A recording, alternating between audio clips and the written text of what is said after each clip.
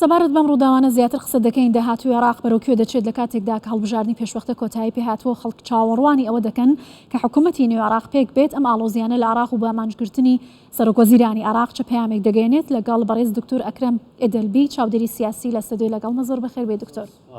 وەکو ئاماژەم پێکرد لە کاتێکدا کە لە دوای ئەنجامدانی هەڵبژاردننی پێشوەختە چاوەڕوان دەکرێت کە حکوومەتی نوێ عێراق پێک بهێنرێت ئەم ئاڵۆزیانەوە بە ئامانجگرتنی سەرۆکوەزیرانی عێراق چه ئاماژە و پەیامێک دەگەێنێت؟ لە دوای هەڵبژاردنەکانی 10 ئۆکتۆبری ئەمساڵ لە ناو بەیتی شیعی ماڵی شیعە دوو بەرە دروست بووە. بەرەی سەرکەوتووی هەڵبژاردن ئەوانەی کە هەڵبژاردنیان بردەوە بەرەی سەدریە کە زیاتر لە 73 کورسی هێنەوە. بەرەی دیکە بەرەی وەڵایەکانە کە ئەوانەی کە حەشدی شەعبی و ئەوانەی نزیکن لە هێزە پرۆکسیەکانی ئێرانن ئەوانە کە کەمتر لە 40 کورسیان بەدەستێنەوە ئەوە بەرەی ئەوانەی شکستیان هینە لە هەڵبژاردنەکاندا. ئەم ململانە زیاتر ململانەیەکە لە ناو ماڵی شیعەدا لە ناو ماڵی شیعەدا زیاتر لەوەی کە ململانەیەکی ناوخۆی عێراق بێت یان ململانەیەکی نێودەوڵەتی و هەرێمی بی نییە. ئەوە زیاتر ململانەیەکە لە ناو خودی ماڵی شیعەدا ئێستا دوو جەمسەری دژبەیەک دوو بەرەی دژبەیەک دروست بووە. بەرەی سەدریەکان کە خۆیان بە ئیسلاحیەکان ناو دەنێن دەرێن ئێمە حکوومەتی زۆرینە پێک دەینین دەبێ ئەوانی دیکە ببنە معارزە و بەرەی حەشد شعبی و کوتلەی فەتح و هادی عامری و جەماعەتی حزب الله و عەسایب ئەهلی حەق و ئەوانە کە ئەنجامی هەڵبژاردنیان ڕەت کردەوە و هەڕەشەی بەکارهێنانی هێزیشیان کرد ئەگەر بێت و هیچ گۆڕانکاریەک لە هەڵبژاردنەکان ڕوونەدا. ئێستاش کە ئێمە نێزیک دەبینەوە لە لە ڕاگەاندنی ئەنجامی کۆتایی دەبینین کە ململانەکان تونتر دەبن ئەوەی گەیشتە قیممەی گەیشتە لووتکەی ئەوەش کە هێرشکردنە سەر زۆر باشە. بەڵام لەلایەکی دیکەوە گروپەکانی حەشدی شعبی و ملیشیەکانی سەر بە ئێران بەم هێرشانە تۆمەتبار دەکرێن کە هێرشی سەر مستەفا کازمی و پەلاماری ناوچەی سەوزی بەغدایان داوە. لەلایەکی دیکەشەوە ئەوان بە پێچوانەوە دەڵێن ئەمە سناریۆیەکە کە خودی مستەفا کازمی دیاریشتووە. لەم نێوانەدا داهاتووی عێراق بەرەوکوێ دەڕوات؟ ئایا ئەمە دەبێتە جارێکی تر عێراق دەبێتە گۆڕەپانی ململانێ و یەکلاکردنەوەی ئەو ململانەیە کە لە نێوان ئەو هێزانەدا هەیە؟ بەڵێ ئەوەی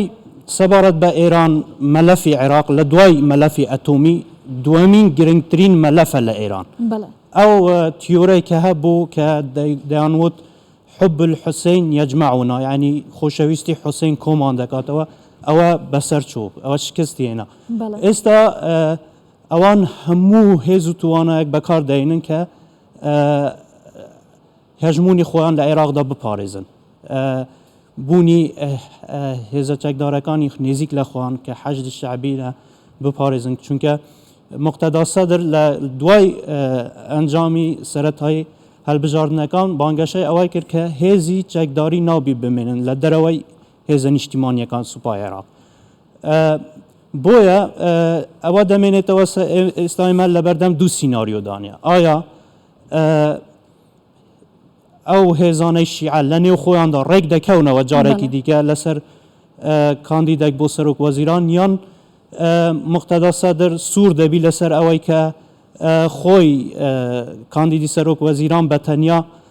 حکوومەتێکی بەهێز پێک بینی ئەوانی دیکە ببنە معارزە. ئەگەر بێت و سیناریۆی ئەوە سەر بگرێت کە مقتەدا سەدر بە تەنیا حکوومەت پێک بینی چاوەڕوان دەکرێت ئەو گرژی و ململانەیە بۆ مایەکی درێژتر بەردەوام بن قوڵتریش ببنەوە. بەڵام لە کۆتاییدا چونکە ئێستا عێراق لە ژێربەندی شەشەمی نەتەوەی گرتووەکاندا و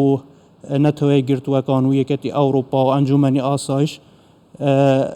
لەسەر هێل بووە و سەرپەرشتی ئەم هەڵبژاردنانان کردووە. ئەم ململانەیە بۆ ماوەیەکی درێژ ڕەنگە ئەگەر بکێشێت ئەوان تەداخل دەکەن و باشە ئەم هێرشانەی بەرەبەیانی ئەمڕۆ بۆ سەر ماڵەکەی مستەفا کازمی کاردانەوەی توندی ناوخۆی و نێودەوڵەتی لێکەوتەوە سەرجەم وڵاتان هاتوونەتە سەرخەت و بە تایبەت نەتەوەی گرتوەکان و ئەمریکاش ئەم ئاڵۆزیانە لە کاتێکدایە کە گفتوگۆی استراتیژی نێوان عێراق و هەروەها ئەمریکا بەردەوامە پرسیکشانەوەی هێزەکانی ئەمریکاشە پێتان وایە ئەم ئاڵۆزیانە هیچ گۆڕانکاریەک لە هەڵوێست و استراتیژیتی ئەمریکا لە عێراق دروست دەکەن بۆ جارێکی دیکە گەڕانەوە و سەپاندنی هەژمۆنی خۆی بۆ کۆنتڕۆڵکردنی میلیشیاکان و هێز لە عێراقدا بێگومان ئەمریکا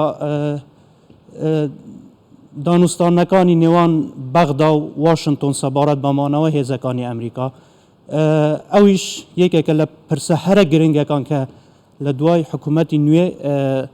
دانوستانی لەسەر دەکرێتەوە ڕەنگە ئەمریکا خواستی خۆی نیشاندەوە بۆ بەردەوام بوونی هێزەکانی لە عێراقدا ڕەنگە دانوستانەکان بەو ئاراستەدا بچن زۆر ئەوەی بەلای ئەمریکا گرنگە لە بەیاننامەی وەزارەتی خارجی ئەمریکاش کە پشتیوانی بەهێزیان بۆ حکوومەتی عێراق نیشاندەوە پێشتریش لە استراتیژیەتی خۆی ئەمریکا جەختی لەسەر ئەوە کردوتەوە کە چەک دەبێت تەنها بەدەست سوپای عێراقەوە بێت یعنی ڕەنگە هەموو شتێک دەمێنێتەوە سەر کوتلەی سەدری ئایا ڕازی دەبن بەوەی کە بەشداری بە لایەنەکانی دیکە شیعەت بکەن وەکو ئەوەی پرۆسەکانی حکوومەتەکانی پێشتر کە بە تەوافق سەرۆک وەزیرەکەیان دەستنیشان دەکرد لە نێوان خۆیاندا یان ئەوە تا سەدر بە تەنیا لەگەڵ کورد و سوننەکان حکوومەت لەگەڵ تشرینیەکان حکوومەتی زۆری نەپێک دەینە بەڵێ بەڕێز دکتۆر ئەکرام مەدەلبی چاودێری سیاسی سپاس زۆر سپاس بۆ میوانداریتان زۆر سپاس